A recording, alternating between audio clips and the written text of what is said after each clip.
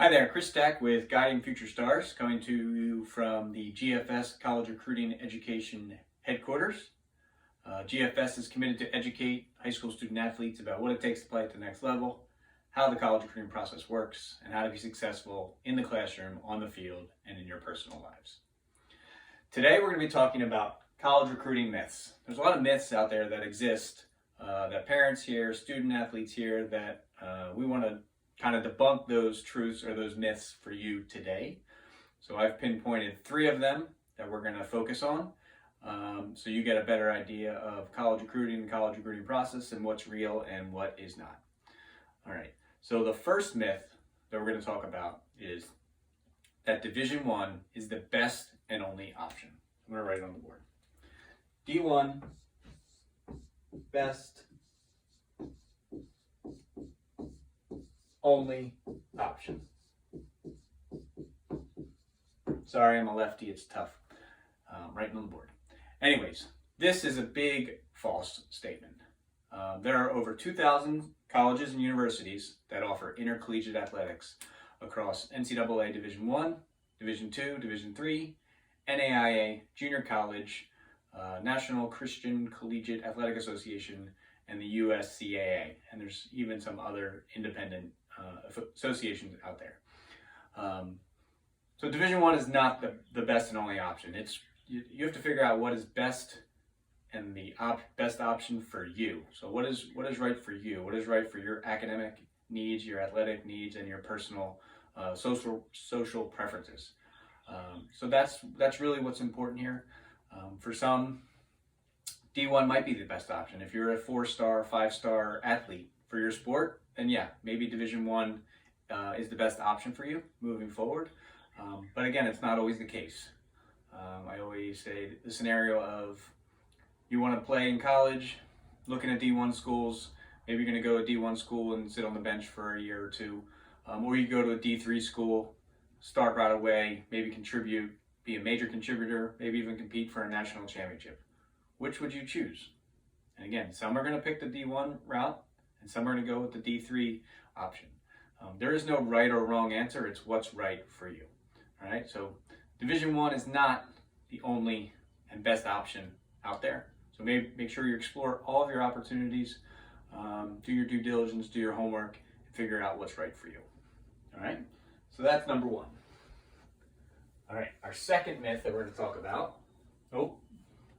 is that if you receive an email from a college coach or a letter from a college coach, it means you're being recruited. Again, also not real. Not true. Email equals recruited. False. All right? Just like in math class. All right? If you receive an email or a letter from a college coach, it typically doesn't mean you're being actively recruited. So college coaches can send you general school information, you can send you questionnaires, they can send you camp and clinic information. It is only until a certain point, depending on your sport, when college coaches can start to send you real recruiting materials. And that recruiting rules is a different lesson that we would cover. But for this one, just understand that an email, if you get an email from a college coach, it doesn't necessarily you are being actively recruited. However, what you do with that email or with that letter or with that camp invitation can determine how it plays out for you for that program. So explore all opportunities. Any email you get, feel free to respond to it. Just remember the recruiting rules. Some coaches won't be able to respond back to you. Doesn't mean they're not interested. It just means within the rules they can't respond to you yet. They can't have a recruiting conversation. So be patient, be proactive, but be diligent, but understand the rules as well. All right. So that's number 2. All right.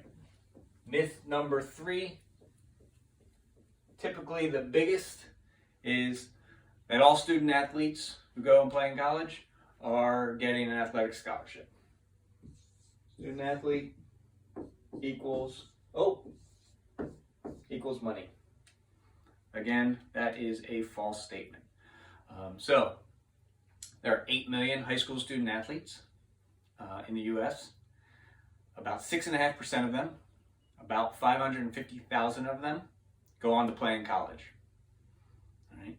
Of the 550,000, well, really of the 8 million, about 2%, all right, are going to receive some sort of financial, athletic financial aid, all right, and under 1%, so under 1% of the 8 million are actually receiving a full athletic scholarship.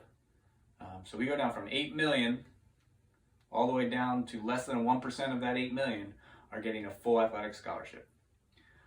And again, another lesson we'll talk about scholarships, but it's important you understand two types of sports, especially at the NCAA level. We have a head count sport, which means scholarships are absolute, which means the maximum number of scholarships a program can offer is that number.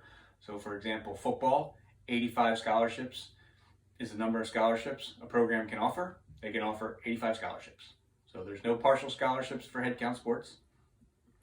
Head count sports are football, FBS and FCS schools, men's and women's basketball, women's gymnastics, women's tennis, and women's volleyball. So those are the major head count sports, whereas the other sports are equivalency sports, and that is where a coach can use partial scholarships. So they can take their maximum number of scholarships they can offer, and they can divide that up. For example, a women's soccer program can offer up to 14 scholarships. So a coach could split those 14 scholarships how they see fit, 50%, 28 half scholarships, or maybe 3 or 4 full scholarships, and 10, 20 half scholarships. Again, it depends on what the coach wants to do with that number. So it's important you understand.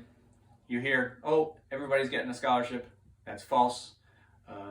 Everybody's getting a full ride. That's definitely false. What you can, I guess, focus on is if you were a very good student and you're going to be getting some academic merit scholarship money, be able to combine that with some athletic scholarship money, then we might be talking, yeah, I got a full scholarship to college. And at this point, I don't think parents are worried about where the money comes from, but if you're getting $40,000, some from academic and some from athletic, whether it's 10 from athletic and 30 from academic, or vice versa, $40,000 is $40,000, and that can go a long way. The average athletic scholarship is $8,700. So $8,700 doesn't go a long way in paying for tuition, but it's a great opportunity and it's a great accomplishment to actually get an athletic scholarship.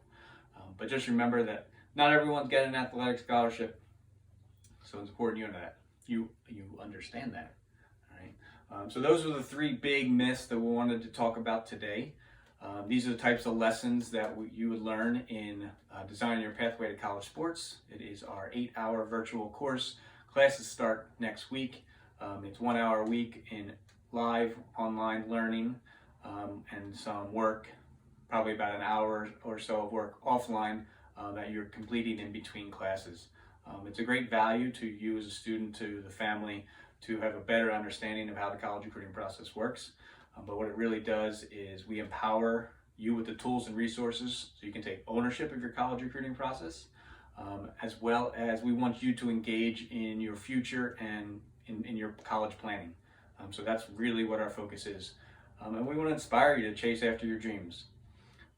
So that is the whole goal behind Design Your Pathway to College Sports. We want you to take control of your college process. Again, feel free to sign up. Click on the link below.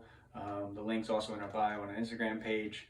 But we get started next week. Really excited. We've already started a session this week or last week. Great questions, great feedback.